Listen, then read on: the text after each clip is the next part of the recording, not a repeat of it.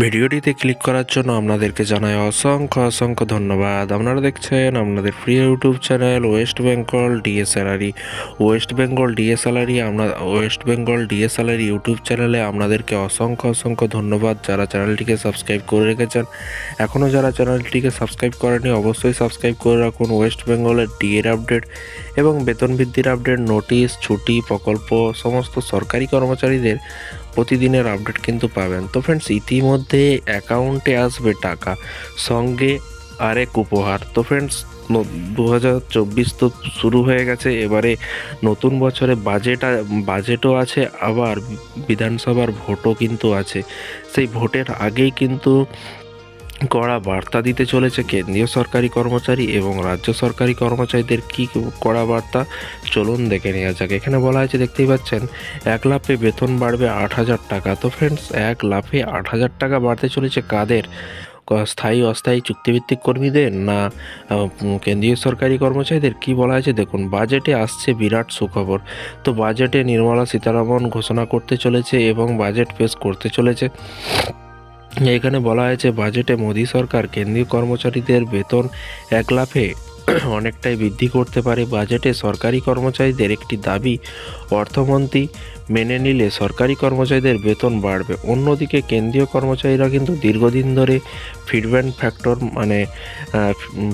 Factor বাড়ানোর দাবি জানিয়ে আসছে অন্যদিকে, এবং কর্মচারীরা শুধুমাত্র ফিডব্যাক ফ্যাক্টরের ভিত্তিতে বেতন পান এবং ফিডব্যাক ফ্যাক্টর বাড়লে কেন্দ্রীয় কর্মচারীদের বেতন সক্রিয়ভাবে বাড়বে। তাই কেন্দ্রীয় কর্মচারীরা আশা করছে সরকার বাজেটে ফিডব্যাক ফ্যাক্টর বাড়াবে। কেন্দ্রীয় অর্থমন্ত্রী নির্মলা সীতারামন মোদী সরকারের দ্বিতীয় মেয়াদের শেষ বাজেট পেশ করতে চলেছে, কারণ তারপরেই কিন্তু সারা দেশে লোকসভা নির্বাচন হতে চলেছে। প্রসঙ্গত, অর্থমন্ত্রী 2024 সালে 1 ফেব্রুয়ারি অন্তর্বর্তীকালীন বাজেট পেশ করবেন এবং লোকসভা ভোটের আগেই কিন্তু এই বাজেট বড় ভূমিকা রাখতে পারে।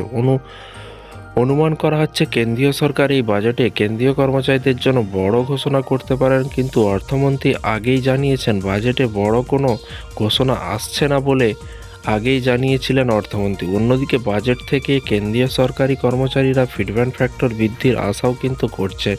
বর্তমানে কেন্দ্রীয় কর্মচারীদের ফিডব্যাক ফ্যাক্টর 2.57%। এর মানে 4,200 গ্রেড পেতে 15,500 টাকা বেসিক পের পায়। তাহলে তার মোট বেতন হবে 15,500 ইন্টু 2.57 টাকা, অর্থাৎ 39,835 টাকা। এখন রিপোর্ট অনুসারে কর্মীরা কিন্তু ফিডব্যাক ফ্যাক্টর 3.68 উত্তীর্ণ করার জন্য সরকারের কাছে দাবি করেছেন। এই বৃদ্ধির ফলে সর্বনিম্ন মজুরি 18,000 টাকা থেকে 26,000 টাকা হবে, উপকৃত হবেন প্রায় 48 লক্ষ কেন্দ্রীয় সরকারি কর্মচারী। তবে এখন দেখার বিষয়, সরকার বাজেটে ফিডব্যাক ফ্যাক্টর বাড়ানোর ঘোষণা করা হবে কি না। ফিডব্যাক ফ্যাক্টরের ভিত্তিতেই সরকারি কর্মচারীদের বেতন নির্ধারণ করা হয়। যদি মোদী সরকার বাজেটে কেন্দ্রীয় কর্মচারীদের বেতন বৃদ্ধির ঘোষণা করে কি না, এমনটা হলে কর্মচারীদের বেতন ভাতা বড় ধরনের বৃদ্ধি পেতে পারে। তো ফ্রেন্ডস, বিষয়টি বুঝতে পারলেন।